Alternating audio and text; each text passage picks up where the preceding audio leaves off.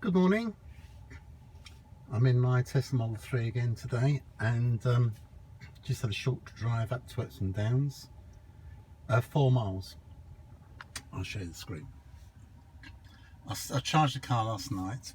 I unplugged it about 8 o'clock in the evening, and it had 216 miles range on the let's see, where is it?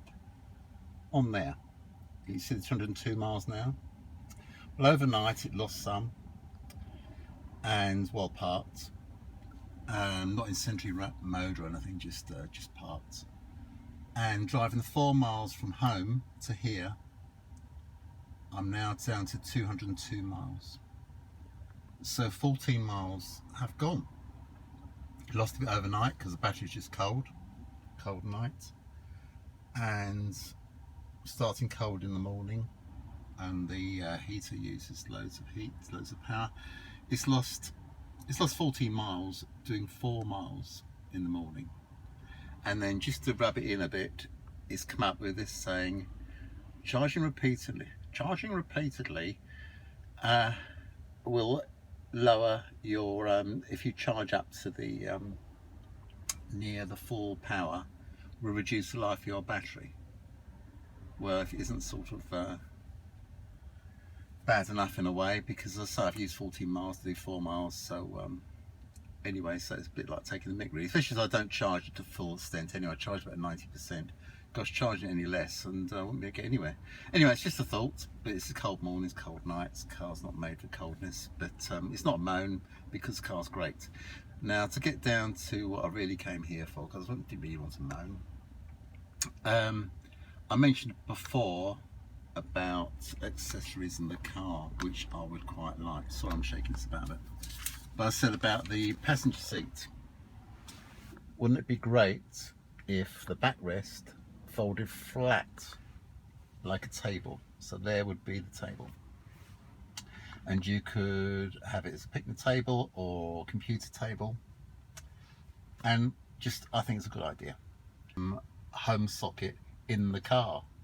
You can plug in your microwave, or if you're office minded, you could plug in your printer, plug in anything which up to a point, say 2 kilowatts. Now, how great would that be? So you've got your table and you could have your microwave, and quite nice. And electric car, of course, one of the massive advantages is that you've got this massive battery in here. It's got about 60 kilowatt battery, and when you think cars that have a 12 volt battery, that's got 100 watts of power in it. Now, I'm sitting on, because it's under the car, I'm sitting on a 60 kilowatt battery, which is huge. To put it in perspective, a big 12 volt car battery has got 100 kilowatts an hour. So that battery underneath the car is equivalent to 600 car batteries. That's a lot of battery. And so if it's the old days where cars all had lead acid batteries, well, if they wouldn't move, it would be so heavy, it'd be comical. So it's amazing, the battery technology, how much it's moved on. The improvements are, well, fantastic. It's a bit of a shame that 120 years ago, when it's a flip of the coin whether they went with petrol engines or electric engines, because we did have electric cars 120 years ago. 120 years ago, an electric car had the land speed record for motor vehicles at 60 miles an hour. But we went with petrol engines, and which, as it turns out, wasn't a great idea. Well, it was a great idea for some billionaires, I suppose, but for the general public, it's not that great an idea. If we had started developing electric cars 120 years ago, you imagine what they'd be like now. Goodness me. Well, it'd be 1,000 miles range and it'd be charging in 2 minutes. I mean, the technology would have gone on so fast. But that's all by the by. That's it really. I only really came to talk about my great idea, I believe, folding front seats. backrest going down, a home electric socket, which of course in an electric car would power your whatever you plug into it for a long time.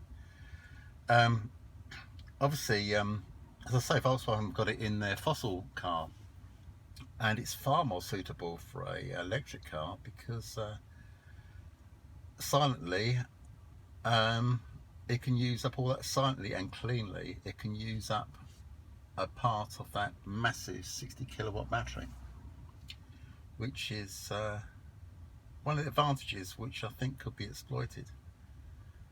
I know in America there's a company, is it Rivian I think it is, Rivian, anyway, whatever it is, they go big trucks and they have actually fitting, if they ever get this car into production, they are fitting household power outlets to power up electronic tools. So which is a great idea, and the obvious idea really. I mean, you're sitting on a massive amount of power, you may as well use it for your own convenience. Yeah, would be good. I mean, an electric motor caravan or motor home, wow, what a treat that would be. It'd be all the comforts of home, lighting, heating. I know they're all equipped up to the eyeballs now, but usually to use lots and lots of power in a motorhome, you're usually hooked up to a power supply. But in an electric motorhome, you could be in the middle of nowhere and have all the comforts of home. So that would be rather nice, especially as a motor caravan. It's such a huge floor pan. You could have such a huge battery, 200 kilowatt, no problem. What a great thing that would be. Maybe customizers will think of, especially in America where customizing is a big thing, we'll make a motor caravan with a huge electric battery and I'll say all the comforts of home at a touch of a button. Anyway, I'm sorry I started off moaning again. I mean, this is a lovely car, and it's just some things aren't real, and the range isn't that real if it's cold. And what could be done? Well, I've mentioned before, a bit of cabin insulation might be nice. Nice view from here. I don't know if you can see it. You can't really see it, but that's London down there. And I mean, you definitely can't see us. There's some people playing golf, hitting balls with sticks, which is not really my thing. But I suppose something to do, isn't it? If you want to hit a ball with a stick, this is a nice place to do it. Anyway, goodbye for now. I shall talk to you sometime later. See you later. Bye bye.